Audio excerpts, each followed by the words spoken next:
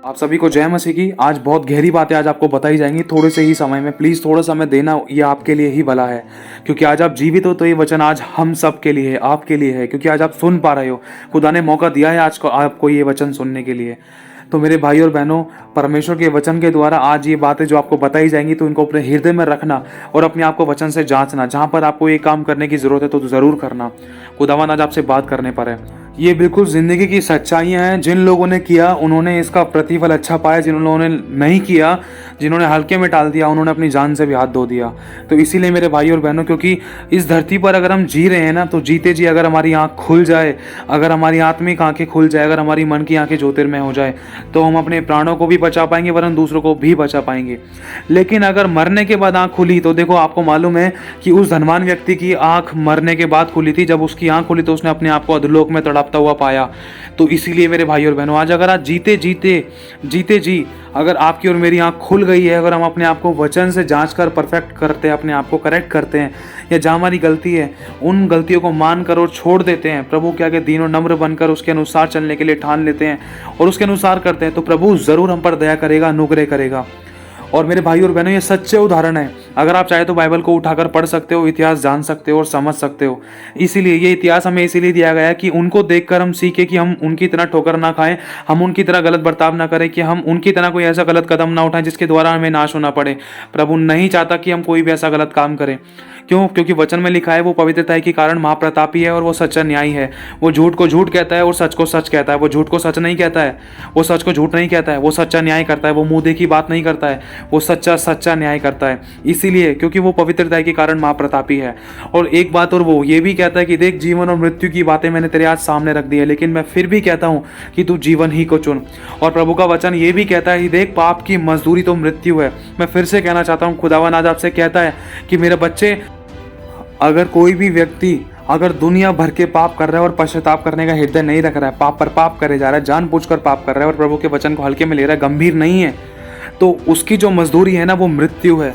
क्योंकि परमेश्वर अपने वचन से बंधा हुआ है। अगर धड़ल्ले से पाप करने वाले लोग भी स्वर्ग चले जाते ना, तो आज यीशु को अपनी जान नहीं देनी पड़ती। ध्यान रखना, कल वचन पढ़ रहा था, कल पता नहीं, शायद आज ही कुछ वो वचन आया था, आज का वचन मिला था मुझे परमेश्वर के अनुग्रह से, शायद कल का वचन मिला था। तो कुछ मोमेंट ऐसा हुआ कि परमेश्वर ने अपनी आत्मा से अपने दिल की बातों को शेयर किया। क्या? कि यहोवा परमेश्वर ने अपने इकलौते पुत्र के खोने का एहसास किया था। क्या एहसास किया था? यहोवा ने शोक मनाया था। ध्यान से समझना, यहोवा ने शोक मनाया था और ऐसा दुख उठाया था कि जैसे कि अपने इकलौते पुत्र के लिए होता है। वचन में लिखा है कि प्रभु ने इस बात को एहसास कराया, जैसे एक माँ का इकलौता पुत्र अगर खत्म हो जाता है तो वो माँ किस प्रकार से शोक मनाती है। अब सोच कर देखो, जो परमेश्वर स्वर्ग में बैठकर अपने पुत्र को क्रूस पर चढ़ता हुआ देख रहा था, पिटता हुआ देख रहा था, मरते हुए देख रहा था, क्या वो पिता आनंद मना रहा था? नहीं, उसने शोक मनाया था।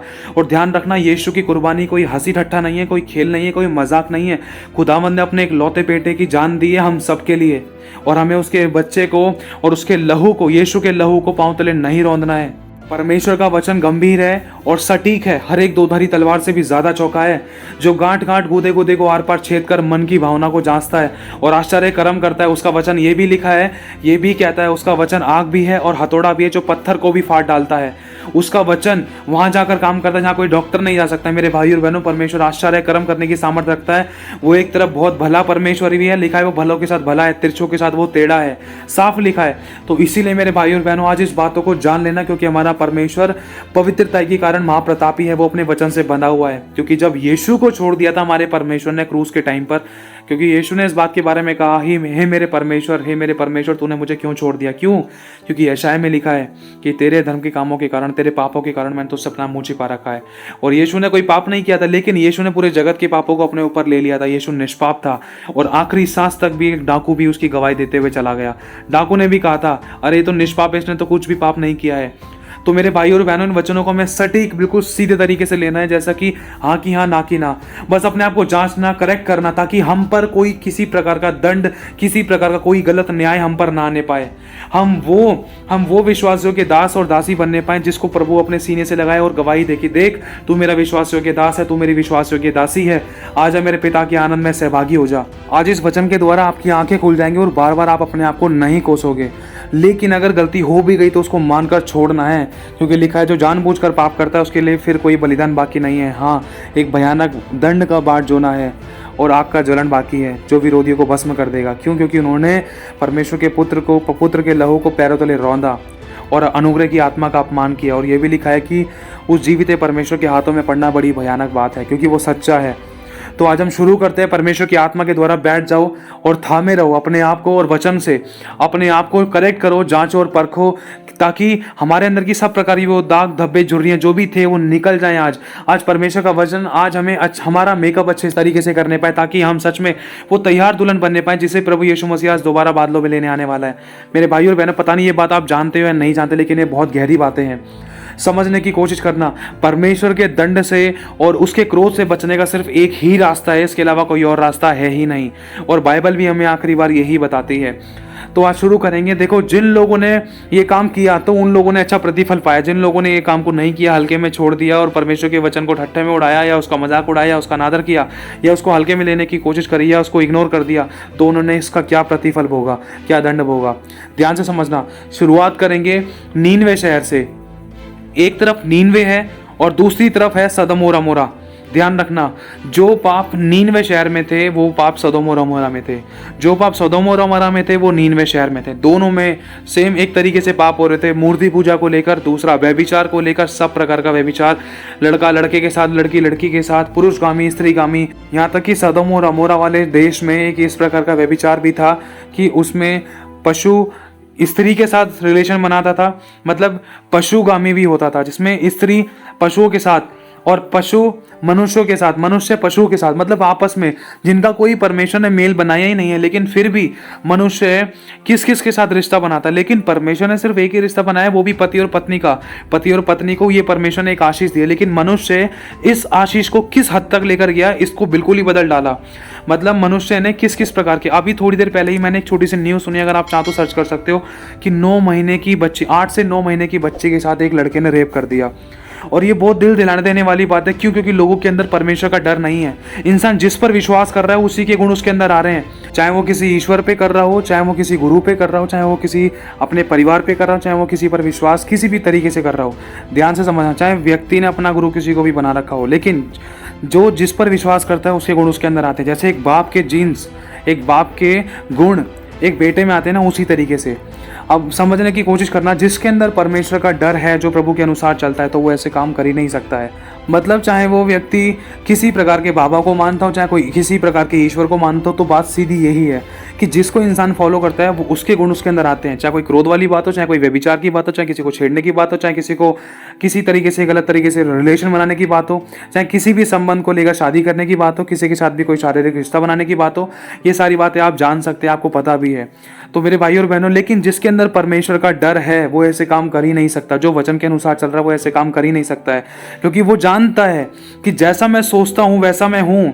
अगर मैंने किसी स्त्री के बारे में गलत सोच भी लिया तो पाप कर दिया, तो वो तो इतना यूं ही डर जाएगा किसी स्त्री के साथ रिलेशन बनाने के लिए, जो प्रभु का भय मानता है, जो प्रभु की सच्चाई को जानता है, जो प्रभु के न्याय को जानता है। क्यों? क्योंकि परमेश्वर भस्म करने वाली आग भी है।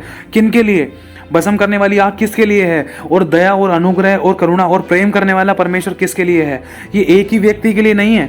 ध्यान रखना, जैसे अगर मैं दुनिया भर के पाप कर रहा हूँ और दुनिया भर के मतलब उल्टी सीधी हरकतें कर रहा हूँ, गलत और गंदे काम कर रहा हूँ, चोरी कर रहा हूँ, चक्कू छुरी चला रहा हूँ, या गलत व्यभिचार कर रहा हूँ, किसी के साथ गलत संबंध बना रहा हूँ, तो वो आग किसके लिए है? तो सोच सकते हो, अगर मैं भले भले काम कर रहा हूँ तो वो प्रेम किसके लिए? अगर भले काम कर रहा हूँ तो वो प्रेम मेरे लिए है। समझना। तो इसी तरीके से जब एक तरफ सदोम और अमोरा में सारे पाप चल रहे थे, खुदावन ने अब्राहम से भी कहा था, अब्राहम निकल जा। तो एक मोमेंट ऐसा हुआ, अब्राहम ने कहा परमेश्वर से, प्रभु क्या तू उस पूरे देश को नाश कर देगा? यदि देश में 50 धर्मी भी हुए तो क्या तू उनको बचा लेगा? प्रभु ने कहा था हाँ मैं बचा लूंगा। तो ढूंढ ले 50 धर्मी अगर मिल जाए तो, क्योंकि परमेश्वर सच्चा न्यायी है। वो बिना मतलब में किसी को नाश नहीं करता है। ध्यान से समझना, वो बिना मतलब में किसी को नाश नहीं करता है। मनुष्य खुद पाप की मजदूरी करने के कारण मृत्यु को कमाता है, क्योंकि परमेश्वर ने सदोम और अमोरा के समय में कहा था जा ढूंढ ले, अगर तुझे 50 धर्मी मिल जाए तो मैं इस देश को नाश नहीं करूंगा, मैं बचा लूंगा। तो जब अब्राहम ने ढूंढा नहीं मिला, 50 भी नहीं मिले, अब्राहम ने कहा प्रभु 40 धर्मी हो जाएंगे, 40 भी नहीं मिले, 30 धर्मी हो जाएंगे। प्रभु ने कहा जा ढूंढ ले, अगर 30 धर्मी भी मिल गए ना इस देश में तो मैं सारे देश को माफ कर दूंगा, बचा लूंगा, ढूंढ ले। क्योंकि प्रभु जानता था हर एक व्यक्ति के जीवन में ऐसा गंदा गंदा पाप है, सब प्रकार की वो बुराई की पाप है, क्योंकि उन्होंने परमेश्वर की आज्ञा को पालन करना छोड़ दिया है, पवित्र जीवन जीना छोड़ दिया है, बुराई को अपना लिया है और पाप के दास हो गए हैं। तो इसी तरीके से प्रभु ने कहा था जा ढूंढ ले। मैं कह रहा हूँ तू 20 भी ढूंढ ले, तू 10 भी ढूंढ ले। तो अब्राहम को मैं कह रहा हूँ, अब्राहम इस बात को लेकर बिल्कुल दुखित हुआ कि प्रभु एक भी नहीं मिला। तो प्रभु ने कहा चला जा, अब तू आ जा, अब तो जल्दी निकल यहाँ से, अब इतना टाइम नहीं है। और जैसी परमेश्वर ने उनको बोला, उनको समझाया कि भाई नहीं है, अगर तुझे 10 भी मिलता है तो तू ढूंढ ले।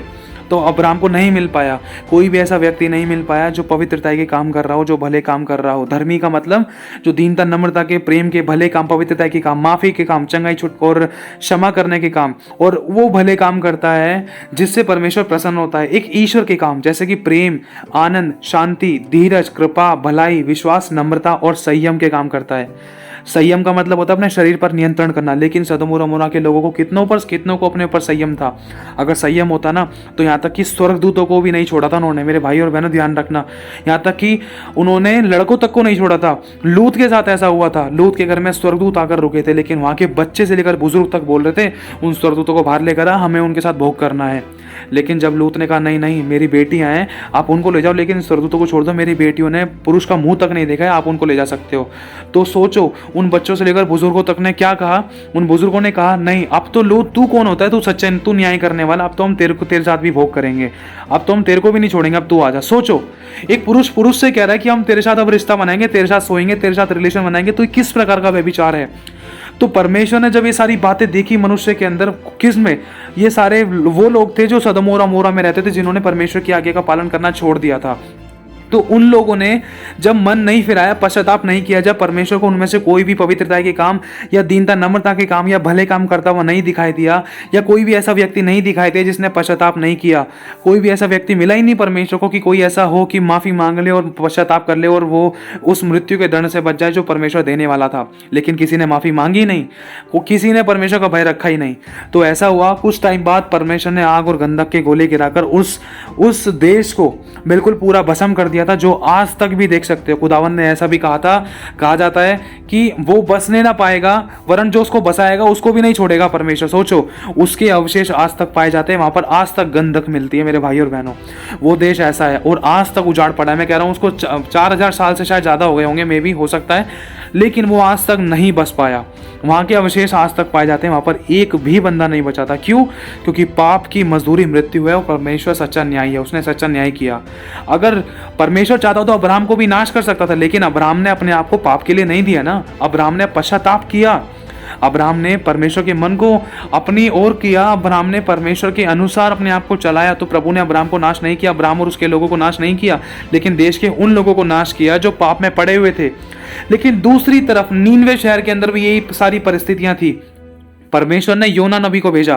प्रभु ने कहा योना जा, नीनवे शहर को जा, सजा सुना, क्योंकि नीनवे शहर का पाप मेरी दृष्टि में बढ़ चुका है और मैं उसको दंड देने पर हूं, मैं उसको खत्म कर, मतलब नाश करने तक की एक तरीके से क्लियर हो गया था। इसलिए परमेश्वर ने योना नबी को नीनवे शहर में भेजा था।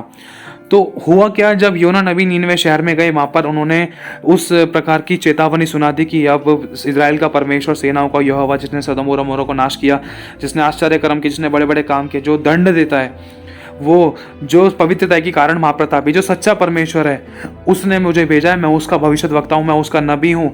और उसने मुझसे कहा है कि इस नीनवे शहर को सजा सुना, और अब से ठीक 40 दिन बाद, 30 दिन बाद, 20 दिन बाद, 10 दिन बाद, ऐसे करते करते रोजाना उन्होंने सुसमाचार सुनाते थे, मतलब शेयर करते थे, चेतावनी देते थे, ताकि लोग मन फिरा लें। मतलब जितने दिन की परमेश्वर ने चेतावनी दी थी, वो दिन खत्म होने से पहले ही वहाँ के लोगों ने टाँट ओढ़ना शुरू कर दिया, राख मलना शुरू कर दिया अपने सर पर, और पश्चाताप में आ गए। यहाँ तक कि वहाँ का राजा तक घुटने टिकाकर परमेश्वर का डर मानकर आ गया। वहाँ के सब लोगों ने जो कुकर्म करते थे, कुकर्म छोड़ दी, व्यभिचार छोड़ दी, यहाँ तक कि पशु तक उपवास में आ गए, छोटे दूध पीते बच्चे भी उपवास में आ गए। सोचो, उनको भी उपवास में रख दिया, उनको भी टाँट उड़ा दिया। मेरे भाई और बहनों, ये सच्चाई है। लिखा है कि जो दीन होकर मेरी ओर फिरेगा, क्योंकि वचन में साफ लिखा है, दूसरा इतिहास 7वां अध्याय और उसकी 14वीं आयत में, तब यदि मेरी प्रजा के लोग जो मेरे कहलाते हैं। उसकी प्रजा के लोग कौन है? आप और मैं हैं, हम विश्वासी, हम उसकी प्रजा हैं। लिखा है, जो मेरी प्रजा के लोग जो मेरे कहलाते हैं, यदि वो दीन होकर प्रार्थना करें और मेरे दर्शन के खोजी होकर अपनी बुरी चाल से फिरें, तो यहाँ पर एक कंडीशन है जहाँ पर तो, किंतु, परंतु, यदि आ जाता है ना, तो ये परिस्थितियाँ बिल्कुल हिला देने वाली हो जाती हैं। ध्यान रखना, अगर हम लोग अपनी बुरी चाल से फिर कर अगर परमेश्वर की ओर फिरते हैं, परमेश्वर की ओर आते हैं, मन फिराकर पापों से तौबा करके अपने गलत कामों को छोड़कर परमेश्वर की ओर आते हैं, तो यहाँ पर लिखा है साफ, मेरे दर्शन की खोजी होकर, मतलब परमेश्वर को खोज कर और अपनी बुरी चाल से फिरते हैं, तो मैं स्वर्ग से सुनकर उनका पाप क्षमा करूंगा और उनके देश को ज्यों का त्यों कर डालूंगा। परमेश्वर ने यहाँ पर साफ कह दिया और ये भी कहा, अब से इस स्थान में जो प्रार्थना की जाएगी उसको मैं सुनूंगा। मतलब इसके अंदर एक बहुत बड़ी गहरी बात बताई गई है कि नीनवे शहर ने जो किया था वो सदोम और अमोरा के लोग नहीं कर पाए। नीनवे शहर ने उपवास रखा, पश्चाताप में आ गए, गहरा पश्चाताप किया, राख पर बैठे, राख को सर में मला, यहाँ तक कि वहाँ के राजा तक ने भी अपने वस्त्र उतार दिए और टाट ओढ़ लिया उसने, और वो सच्चे गहरे पश्चाताप में आ गए कि इजराइल का परमेश्वर यहोवा कहीं हमारे ऊपर हमारे पाप के कारण दंड न दे। इसीलिए और उन्होंने पश्चाताप किया। लिखा है, मन फिरा, पापों से तौबा कर और मेरे आगे अपने गुनाहों को मान ले और छोड़ दे, तो तुझ पर दया की जाएगी। अपनी बुरी चाल से फिर जा, गलत संगति में मत जा, गलत काम में मत जा, संसार के कामों में हाथ मत मिला, संसार से इतना प्रेम मत कर कि मुझसे बैर करने लगे। तो इसीलिए मेरे भाई और बहनों, प्रभु बताना चाहता है, क्योंकि सदोम और अमोरा ने पश्चाताप नहीं किया था, खुदावन ने नाश कर दिया था। इंसान सोचता है कि भाई मैं पाप तो कर रहा हूँ, दंड तो मिल ही नहीं रहा है। लिखा है, दंड की आज्ञा फुर्ती से नहीं आती। इसी कारण मनुष्य का मन है ना, पाप करने में थोड़ा सा वो हो जाता है कि हाँ भाई अब तो कुछ हो ही नहीं रहा है, अब तो कर सकते हैं। लेकिन वचन में साफ लिखा है, दंड की आज्ञा फुर्ती से नहीं आती। मतलब फुर्ती से नहीं आती तो बाद में तो आती है ना, क्यों? क्योंकि पाप की मजदूरी मृत्यु है, मनुष्य ने पापों से मन फिराया ही नहीं है। तो इसी तरीके से बहुत गहरे प्रकाशन है, बहुत गहरी बातें आपको बताने जा रहे हैं परमेश्वर की आत्मा के द्वारा। मेरे भाई और बहनों, ध्यान से समझना कि परमेश्वर किस बात की हमसे डिमांड करता है और हम ऐसा क्या करें जिसके कारण हम परमेश्वर के उस प्रकार के क्रोध से, उस प्रकार के ऐसे सच्चे न्याय से हम बच जाएं, ताकि हम पर कोई दंड की आज्ञा ना आने पाए, ताकि हम नरक ना जाएं, ताकि हम पृथ्वी पर श्रापित जीवन ना जिएं, ताकि हम पृथ्वी पर कलेश वाला जीवन ना जिएं, ताकि हम पृथ्वी पर दुखों और आंसू भरा जीवन ना जिएं, ताकि हम पृथ्वी पर बीमारी वाला जीवन ना जिएं। ऐसा हमें क्या करना है? और एक और उदाहरण है, ये बाइबल की सच्ची घटना है। राजा हिजकिय्याह के बारे में आपको मालूम होगा। देखो फिर से बताना चाहता हूँ, राजा हिजकिय्याह के जीवन में एक ऐसी समस्या उत्पन्न हुई। लिखा है कि वो रोगी हुआ और मरने पर था, और उसी समय परमेश्वर ने अपने भविष्यवक्ता यशायाह को राजा हिजकिय्याह के राजमहल में भेजा, और राजा हिजकिय्याह को यशायाह ने कहा कि राजा हिजकिय्याह, यहोवा यूँ कहता है कि अब तू मर जाएगा। और इतना कहने के बाद ही राजा हिजकिय्याह वहाँ पर फूट फूट कर गिड़गिड़ा कर रोने लगा। ऐसा लगा गिड़गिड़ा कर वो रोने लगा और परमेश्वर से प्रार्थना करने लगा, और वो इतना दीन और नम्र हो गया। सोचो, राजा हिजकिय्याह जैसे ही ये वाली बात सुनी कि मैं मरने पर हूँ, यहोवा यूँ कहता है, तो इतने में ही उसने कुछ ना कहा, सिर्फ प्रार्थना करने लगा। वहीं गिड़गिड़ा कर रोने लगा कि हे परमेश्वर, मैंने जो भी किया है, जो तेरी दृष्टि में भला था, मैंने वो किया है। अब सोच कर देखो, राजा हिजकिय्याह ने तो कह दिया, क्यों?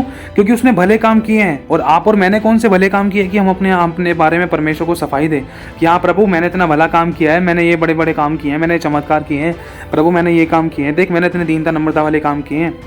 समझने की कोशिश करना हमारे अंदर कितनी अच्छाई है। आज सुबह से लेकर शाम तक अपनी 5 उंगलियां, सिर्फ 5 बातों को गिन के देखना आपने कितने अच्छे काम किए हैं, और कितनी बुराइयां, कितने मन में गलत विचार लेकर आए, एक बार उनको गिनना। सबसे ज़्यादा गिनती किसकी हो सकती है?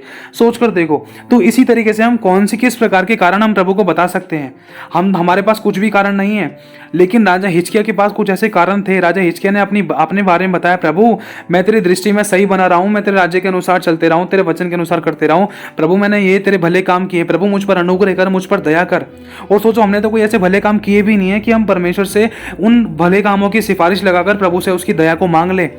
लिखा है, तेरे सारे अच्छे और भले काम मेरे आगे मैले चितड़ों के समान है। तो सोचो हमने कौन से अच्छे काम कर दिए। लेकिन फिर भी राजा हिजकिय्याह ने जब अपनी गलती का पश्चाताप किया, दीन होकर गिड़गिड़ा कर यहोवा के सामने गया। लिखा है, टूटा और पिसा मन परमेश्वर के ग्रहण योग्य बलिदान है, टूटे मन वालों के यहोवा समीप रहता है। तो वो बिल्कुल टूट कर और बिखर कर अपने आप को जीरो, नम्र और शून्य और दीन करके जब खुदावंत के पास आया और दीवार की तरफ मुंह करके रोने लगा, गिड़गिड़ाने लगा, प्रार्थना करने लगा कि हे यहोवा मुझ पर अनुग्रह कर, दया कर, मतलब पश्चाताप किया, गहरा पश्चाताप किया। मेरे भाई और बहनों, कहा जाता है, सुना था, ऐसा कहा जाता है कि जब राजा हिजकिय्याह ने प्रार्थना करी दीवार की ओर मुंह करके, तो दीवार में एक बहुत बड़ा छेद हो गया, बहुत बड़ा गड्ढा हो गया। अब सोच कर देखो किस प्रकार की सामर्थ्य प्रार्थना, किस प्रकार का गहरा पश्चाताप होगा वो, आंसू से बहकर, मुंह से चिल्ला चिल्ला कर, गिड़गिड़ा गिड़गिड़ा कर।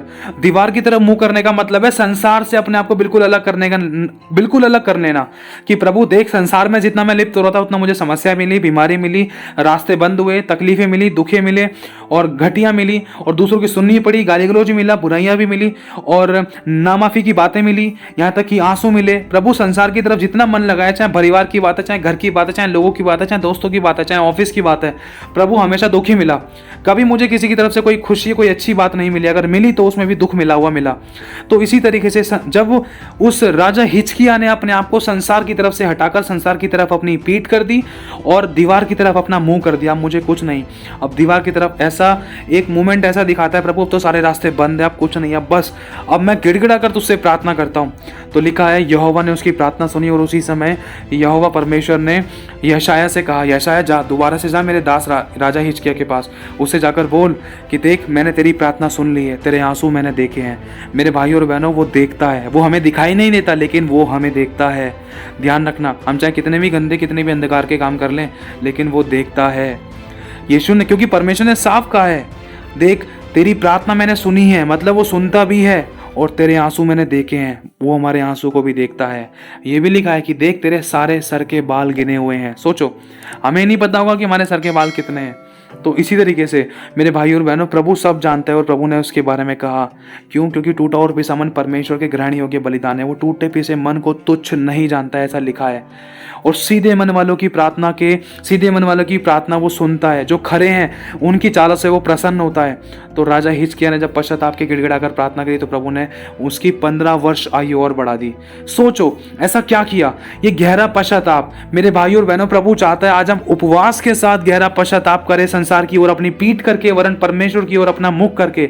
जैसे कि प्रभु ने मत्ती के चैप्टर में बताया है कि जब तू प्रार्थना करे और उपवास करे तो लोगों की तरह सड़कों पर चिल्ला चिल्ला कर नहीं, किसी को दिखाने के लिए नहीं, वरन अपने पिता से जो गुप्त में तुझे प्रतिफल देता है उसके पास जा, कोठरी में अपने आप को अपने पिता के साथ सामने प्रकट कर और उससे गुप्त में जो तुझे प्रतिफल देता है उसके साथ प्रार्थना कर, तब वो तुझे प्रतिफल देगा।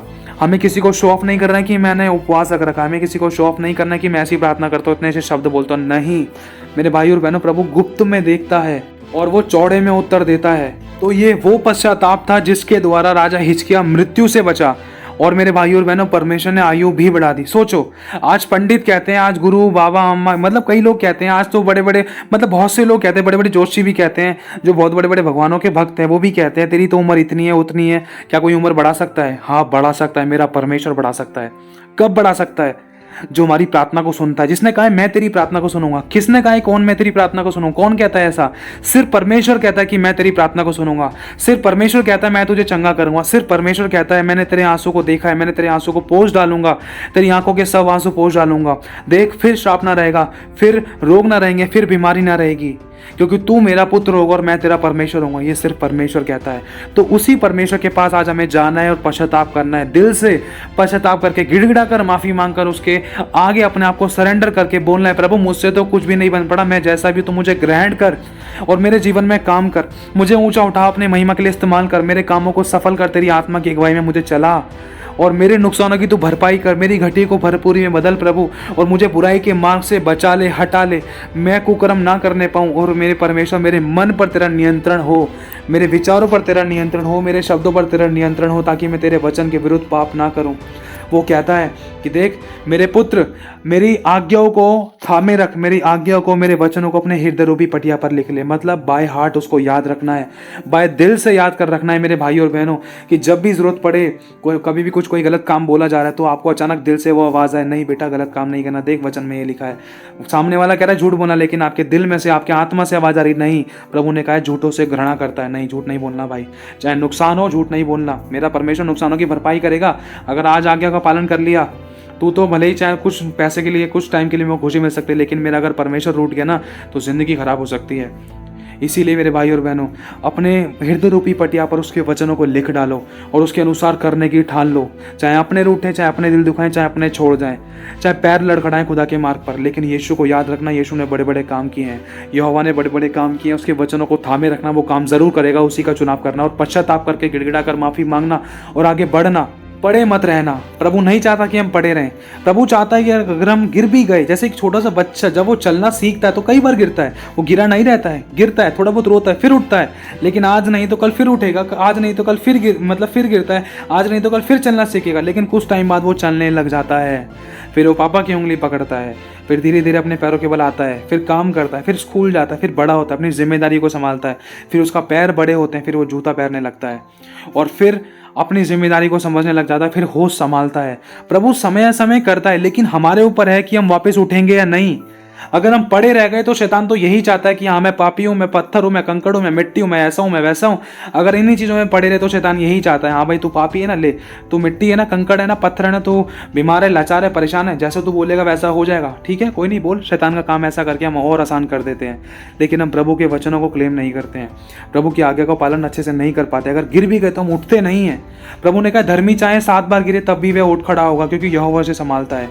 मेरे भाई और बहनों, स्टेप हमें बढ़ाना है। अगर आज आपको लग रहा है कि आपके जीवन में कोई भी ऐसा पाप है जिसके कारण बहुत भयानक दंड आना था, तो मेरे भाई और बहनों आज पश्चाताप करो, माफी मांगो, प्रभु आपके जीवन में काम करेगा। परमेश्वर काम करना चाहता है, लेकिन शुरुआत हमें करनी है, पहला स्टेप हमें बढ़ाना है मेरे भाई और बहनों। उस गहरे पश्चाताप के द्वारा आप पवित्र आत्मा का दान पा सकते हो। गहरे पश्चाताप के द्वारा, गहरे उपवास और पश्चाताप के द्वारा आप परमेश्वर की आत्मा की अगुवाई में चल सकते हो, बढ़ सकते हो, गिफ्ट पा सकते हो, आपके लिए फाइनेंशियली ब्लेसिंग खुल सकती है और 100% परमेश्वर काम करता है। आपका उपवास और आपकी प्रार्थना, आपका संगति जो आप प्रभु के साथ अपना समय बिताते हो वो बेकार नहीं है। समय लगता है, ध्यान रखना, प्रभु ऑन द स्पॉट भी काम करता है, क्योंकि एक मोमेंट हमारे पास भी ऐसा है। दानियल ने जब प्रार्थना करी थी, गिड़गिड़ा कर लिखा है, उसने ऐसा उपवास रखा था, ना तो अपने शरीर पर तेल लगाया था, मतलब बिल्कुल बिल्कुल निराहार इस प्रकार का उपवास रखा था, यहाँ तक कि दानियल के घुटनों में बल भी नहीं रहा था, वो घुटनों के बल आ गया था, समझ लो मुंह के बल आ गया था। तो जब वो प्रार्थना करी इन्होंने, तो उनके पास एक स्वर्गदूत आया, जिब्राइल स्वर्गदूत आए, तो उन्होंने कहा दानियल जिस समय तूने प्रार्थना की थी, तेरी प्रार्थना उसी दिन सुन ली गई थी और मैं उत्तर लेकर आ रहा था, लेकिन फारस के प्रधानों ने मुझे रोक लिया था। अब रोका क्यों था? वो उनको कोई रोक नहीं सकता था, लेकिन बात सारी ये थी कि जब दानियल ने अपने आप को दीन किया, तब उसी समय परमेश्वर ने मिकाएल स्वर्गदूत को भेजा, क्योंकि परमेश्वर ने रोक कर रखा। क्यों? क्योंकि भी रेड लाइट इसीलिए थी, रेड लाइट इसीलिए थी, प्रार्थना का उत्तर मिलने में रुकावट इसीलिए थी, क्योंकि दानियल ने पूरे संसार, पूरे अपने लोगों के बिहाफ पर, मतलब शायद कुछ ऐसा मूवमेंट हुआ था, लेकिन वहां पर वचन में लिखा है दानियल ने अपने आप को दीन किया। तब उसी समय वो जो स्वर्गदूत जिसको फारस के प्रधानों ने रोक रखा था, दुष्ट आत्माओं ने रोक रखा था, वो स्वर्गदूत वहां से उतर कर आया। कब उतर कर आया? जब उसने अपने आप को दीन किया। सोचो, उस प्रार्थना का उत्तर तो उसी समय मिल चुका था, क्योंकि लिखा जिस समय तूने मुझे पुकारा उसी समय मैंने तेरी सुन ली। परमेश्वर ने उसी समय सुन ली थी, उत्तर भी दे दिया था, लेकिन वो उत्तर दानियल के पास पहुंचने में समय 21 दिन क्यों लगे? इसीलिए लगे थे क्योंकि दीन होना जरूरी था। और दानियल ने अपने लोगों के बिहाफ पर पश्चाताप किया और माफी मांगी और दीन हुआ, फिर उसके बाद वो प्रार्थना का उत्तर मिला। मेरे भाई और बहनों, बहुत जरूरी है हमें अपने आप को दीन और नम्र करना। आज हमारी प्रार्थनाओं के उत्तर क्यों रुकते हैं? कहीं हमारे जीवन में किसी प्रकार का कोई खमीर तो नहीं है?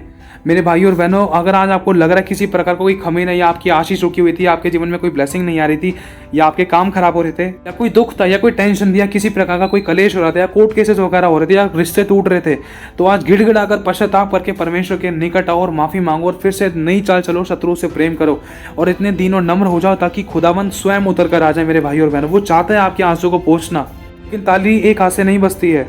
और वचन में लिखा है, मैं इसीलिए आने में देर करता हूँ ताकि सबको मन फिराव का अवसर मिले। मैं फिर से कहना चाहता हूँ मेरे भाई और बहनों, प्रभु का वचन कहता है, आज प्रभु का आत्मा कहता है कि यूहन्ना के द्वारा मन फिराव का प्रचार किया गया, क्योंकि स्वर्ग का राज्य निकट है। हे साहब के बच्चों, मन फिराओ। मन फिराने का मतलब अपनी बुरी चाल से फिरना, अपने मन में से सब प्रकार की बुरी बातों को, मतलब बुरे रास्तों से अपने आप को दूर करना, हर प्रकार की बुरी अभिलाषाओं से, संसार से प्रेम ना करना, वरन बुरी चाल से फिर कर प्रभु की पवित्रता के काम करना, उसे कहते हैं मन फिराना। प्रभु के आत्मा की अगुवाई में चलना, उसे कहते हैं मन फिराना। प्रभु के पवित्र जीवन, प्रभु के वचन के अनुसार पवित्र जीवन बिताना, उसे कहते हैं मन फिराना। और अपनी सब प्रकार की बुरी अभिलाषा को, बुरी लालसा को, हर प्रकार की वो बात, हर वो काम जो आपको परमेश्वर के प्रेम से, वचन से, उसकी पवित्रता से अलग करती हैं या अनंत जीवन से अलग करती है, उन बातों से दूर हो जाओ, उसे कहते हैं मन फिराना।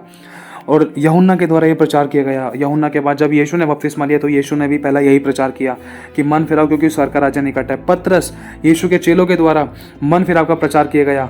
पौलुस के द्वारा भी मन फिराव का प्रचार किया गया मेरे भाई और बहनों। और फिर उसके बाद जॉन द डिवाइन, जिनके द्वारा प्रकाशित वाक्य लिखा गया है, उसमें भी प्रभु यीशु मसीह ने 7 कलीसियाओं को चेतावनी दे रखी मेरे भाई और बहनों कि मन फिरा और मन फिरा। तू कहता तो है कि तू धनी है और तुझे किसी बात की घटी नहीं, लेकिन तू मेरी नज़र में तुच्छ है, अभागा है, नंगा है। और परमेश्वर ने सारी कलीसिया को चेतावनियाँ दी हैं मेरे भाई और बहनों। प्रभु कहता है मन फिरा, पश्चाताप कर, अपने बुरे कामों को छोड़ दे, अपने बुरे कामों को छोड़ दे और मेरे अनुसार चल, मेरे वचन के अनुसार चल और पहला सा प्रेम कर। मतलब प्रभु चाहता है कि हम उसके साथ वो पहला वाला प्रेम करें जिससे हम सबसे ज़्यादा प्यार करते हैं। ध्यान रखना, पहले नंबर पे सिर्फ प्रभु ही होना चाहिए। और प्रभु चाहता है अगर हम उससे प्रेम करते हैं तो उसकी आज्ञा को भी मानेंगे। अगर हम उसकी आज्ञाओं को मानेंगे तो सच में उसके पुत्र और पुत्री भी कहलाएंगे। तो इसी तरीके से मेरे भाई और बहनों, प्रभु चाहता है कि हम मन फिराएं, पापों से तौबा करें। प्रभु इसीलिए आने में देर करता है कि ताकि सबको मन फिराव का अवसर मिले, क्योंकि प्रभु यही चाहता है हर एक मनुष्य से कि पापों से तौबा करे। पता नहीं प्रभु किस समय आ जाएगा, इसीलिए माफ़ी मांगते रहो, पश्चाताप करो और बुराइयों से बैर करो। परमेश्वर के मार्गों पर भय मानते हुए चलो, फूक फूक कर कदम रखो। पता नहीं शैतान कब किसको किस तरीके से भरमाने की कोशिश कर रहा था, किस किस को इस्तेमाल करता था। कभी परिवार को, कभी किसी को भी इस्तेमाल कर सकता था शैतान, किसी को भी भरमाने के लिए। क्यों? क्योंकि यीशु के टाइम पर शैतान ने पतरस को इस्तेमाल किया था। तो परमेश्वर के दंड से, उसके सच्चे न्याय से अगर हम बचना चाहते हैं, अगर हम चाहते हैं कि हम अनंत काल का जीवन जिए, पवित्रता का जीवन जिए, स्वर्ग में अनंत काल का जीवन पाए, पिता के साथ सर्वदा वास करें, और पृथ्वी पर जब तक हमारी सांसें, जब तक प्रभु ने हमें जीवित रखा है, तो हम भले चंगे रहें, अच्छी सेहत में रहें, आशीष और उद्धार का चैनल बन जाएं और प्रभु की आत्मा की अगुवाई में चले, वरन प्रभु को प्रसन्न करने के काम करें और भला और पवित्रता का जीवन और सब प्रकार की आशीषों से भरपूर कर जीवन जिए। तो उसके लिए हमें क्या करना है? प्रभु आज चाहता है कि हम पूरे हृदय से सच्चा पश्चाताप करें, माफ़ी मांगे और घुटनों के बलाकर अपने ऊपर अनुग्रह की परमेश्वर से प्रार्थना करें कि प्रभु मुझ पर वो अनुग्रह कर जिसके कारण आज मैं जीवित हूँ। मेरे परमेश्वर मुझ पर दया कर, क्योंकि मेरे भाई और बहनों आज हमारे पास समय है, आज हम पश्चाताप कर सकते हैं। आज हम 2 से 5 मिनट के पश्चाताप के दौरान अपनी ज़िंदगी को बचा सकते हैं। मेरे भाई और बहनों, गिड़गिड़ा कर प्रभु से पश्चाताप करो, माफ़ी मांगो। जो आपके काम नहीं हो रहे वो होने लगेंगे, जिसमें आपकी आप उन्नति नहीं पा रहे थे लाइफ के किसी भी हिस्से में, चाहे नौकरी हो, चाहे बिजनेस हो, चाहे आत्मिकता हो, चाहे वचन को लेकर, चाहे याद नहीं हो रहे थे, चाहे वचन पढ़ नहीं पा रहे थे, क्योंकि शैतान के कुछ अटैक्स वगैरह होते थे, और चाहे कोई भी समस्या थी, कोई बीमारी थी, कोई परेशानी थी, वो पाप के कारण आती थी। तो आज पश्चाताप कर पूरे हृदय और पूरे दिल से अपने आप को जीरो कर लो, नम्र कर लो, बोलो कि प्रभु मैं कुछ भी नहीं, तू सब कुछ है, मैं अपने आप से कुछ नहीं कर सकता, जो मुझ में सामर्थ्य देता है उसमें मैं सब कुछ कर सकता हूँ। मेरी अगुवाई कर, मेरा छुटकारा कर प्रभु, मेरे पापों को क्षमा कर, यीशु आपके लहू से मुझे धो दो और मुझे नया बनाकर एक नई चाल चलने का अनुग्रह दो और मुझे अपने मार्गों पर चलाओ। और तूने मुझे आज़ाद कर दिया प्रभु, मैं तेरा धन्यवाद करता हूँ। धन्यवाद के साथ उससे प्रार्थना करें मेरे भाई और बहनों, क्योंकि कुछ मूवमेंट ऐसे, जैसे कि अभी आपको बताया कि धनवान व्यक्ति ने पश्चाताप नहीं किया, धनवान व्यक्ति प्रभु के अनुसार नहीं चला, उसकी आंख धरती पर खुलनी चाहिए थी लेकिन उसने अपनी आंखों को धरती पर नहीं खोला। आज हमारे पास मौका है, वचन है, वचन के द्वारा आज हमारी आंखें खुल सकती हैं। आंखें खुलने का मतलब है पश्चाताप करके प्रभु के अनुसार चलना। क्यों? क्योंकि वो धनवान व्यक्ति प्रभु के अनुसार नहीं चल सका था, नहीं चल पाया था और नहीं चला था, तो इसीलिए उसकी आंख मरने के बाद जब खुली तो उसको अपनी गलती का एहसास हुआ, लेकिन जब तक देर हो चुकी थी, फिर उसके बाद वो स्वर्ग में नहीं जा सकता था, क्योंकि अब्राहम पिता ने साफ कह दिया था कि देख तेरे और मेरे बीच में बहुत गहरा गड्ढा है, ना तो यहाँ से लाजर वहाँ जा सकता, ना तो हम में से यहाँ कोई, ना तो वहाँ तेरे पास आ सकता, ना तो धनवान सुन, ना तो तेरे पास से अधोलोक से, ना तो कोई हमारे पास आ सकता है स्वर्गलोक में। तो साफ बता दिया था। क्यों? क्योंकि चुनाव हमारे पास इस धरती पर जीते जी ही है। इसके बाद सिर्फ एक बार धरती पर जीवन समाप्त है, फिर उसके बाद न्याय का होना पक्का है। उससे गलती हुई थी, दाऊद ने जब व्यभिचार किया, मूसा की व्यवस्था के अनुसार दाऊद को पथराव करके मारा जाना था, मरना था दाऊद को, लेकिन फिर भी जब दाऊद ने पूरा दिल से, गहरे दिल से पश्चाताप किया, बिलक बिलक कर आंसुओं से खुदावंद को ऐसे खोजा जैसे एक मनुष्य भौर को चाहता कि जल्द कब से जल्द सुबह हो, कब मैं काम करूं अपना। मतलब बहुत गहरी गहरी बातें दाऊद ने बोली, जिनको पढ़ते तो शायद कभी कभी आंखों से आंसू आ जाते हैं। इतनी गहरी बातें परमेश्वर ने दाऊद के द्वारा लिखवाई। दाऊद ने सच्चा गहरा पश्चाताप किया और अपने गुप्त पापों के लिए भी क्षमा मांगी, जो जान पूछ करके, जो जाने अनजाने में के, सब पापों की क्षमा मांगकर प्रभु के सामने अपने आप को रखा और अपने आप को उस कुम्हार के हाथों में सौंपा और एक वो बर्तन बनकर बोला कि प्रभु तू मेरा बर्तन है, तू मेरा कुम्हार है, तू मुझे बना और तेरी इच्छा के अनुसार मैं चलूँ। जो गलती हो गई मुझे करेक्ट कर, मेरे पापों को क्षमा कर, मेरे अपराधों के कारण मुझे मिटा ना डाल और जुफा से मुझे शुद्ध कर, मेरे अंदर शुद्ध मन, स्थिर आत्मा नए सिरे से उत्पन्न कर, मुझे अपने सामने से निकाल मत दे। प्रभु मैं तेरे बगैर कहाँ जाऊँ? तू ही तो है एक आखिरी, तेरे सिवा मैं कहाँ जाऊँगा? तू ही बचाने वाला है। मेरा हृदय उद्धार पाने की आशा में रहता है। मतलब बहुत सारी बातें दाऊद ने बहुत गहरे पश्चाताप के साथ कही। दाऊद ने पश्चाताप किया, तब परमेश्वर ने दाऊद पर अनुग्रह किया, नहीं तो दाऊद को मर जाना था। मेरे भाई और बहनों, दाऊद को परमेश्वर ने मरने नहीं दिया, उस समय दाऊद को परमेश्वर ने बचाया। और हमारा परमेश्वर जीवितों का परमेश्वर है, क्योंकि लिखा है कि मैं अब्राहम, इसहाक, याकूब और दाऊद का परमेश्वर यहोवा हूँ। तो मेरे भाइयों और बहनों, वो हम सब का परमेश्वर है, वो जीवितों का परमेश्वर है। मतलब इब्राहिम, इसहाक, याकूब और दाऊद ये जीवित हैं। कहाँ पर? प्रभु के पास में जीवित हैं। चाहे धरती का जीवन इनका समाप्त हो गया था, इन्होंने परमेश्वर के अनुसार चलते रहे। जहाँ गलती हुई वहाँ पर उठे, माफ़ी पश्चाताप करके माफ़ी मांगकर आगे बढ़े। लेकिन प्रभु ने इनको कितनी इज्जत दी है, सोचो। प्रभु खुद कह रहा है कि मैं इब्राहिम, इसहाक, याकूब, मतलब जिंदा परमेश्वर हूँ, मैं जीवितों का परमेश्वर, ये जीवित हैं। तो इसी तरीके से मेरे भाई और बहनों समझ सकता है कि प्रभु हमारी कितनी महिमा करता है, कितना इज्जत मान सम्मान देता है।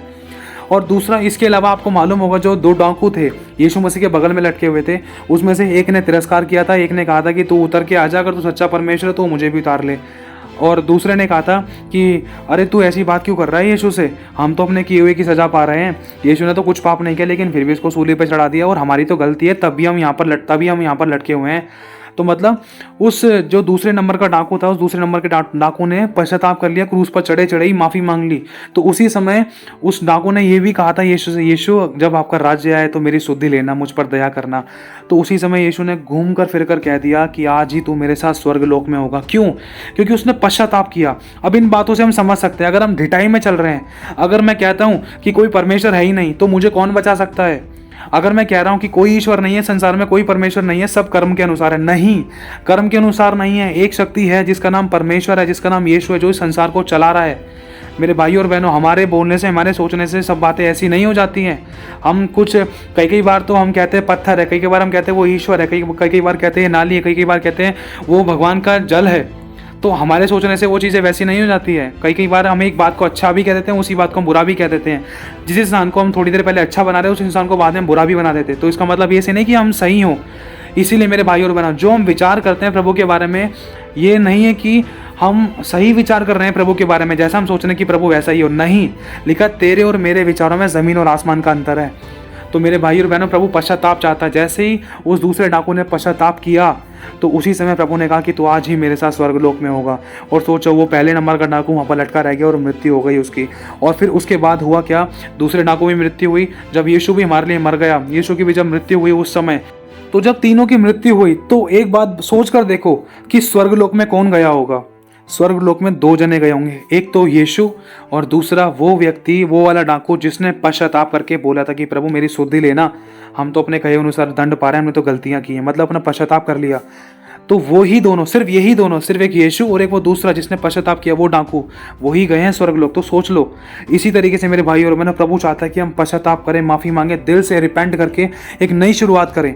क्योंकि प्रभु का वचन कहता है कि देख, मैंने तुझे चुन लिया है, तुझे मैंने नया बनाया, अपने लहू से धोकर तुझे पवित्र किया है, तुझे मैंने अपने लहू का दाम देकर खरीद लिया है। तू अब नई सृष्टि है, नई शुरुआत कर, वचन के अनुसार चल। तुझे वचन भी याद होगा, वचन तेरे साथ रहेगा, क्योंकि वचन मैं हूँ। मैं तुझे ऊंचा उठाऊंगा, तेरे पाँव में पत्थर से ठेस भी नहीं लगेगी। तो प्रभु इतने बड़े बड़े वायदे करता है। तो बस इतनी ही बात कहना चाहता हूँ मेरे भाई और बहनों, प्रभु चाहता है कि हम ट्रू रिपेंटेंस हार्ट से, बिल्कुल दिल की गहराई से उसके आगे पश्चाताप करें, अपने सारे किए गए जाने अनजाने में गलतियाँ, पाप, गुनाह, अपराध के लिए उससे माफ़ी मांगे और क्षमा मांगे।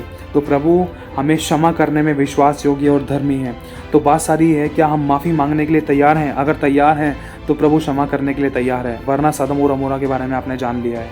तो प्रभु आप सभी को आशीष दे, आप सभी को जय मसीह की।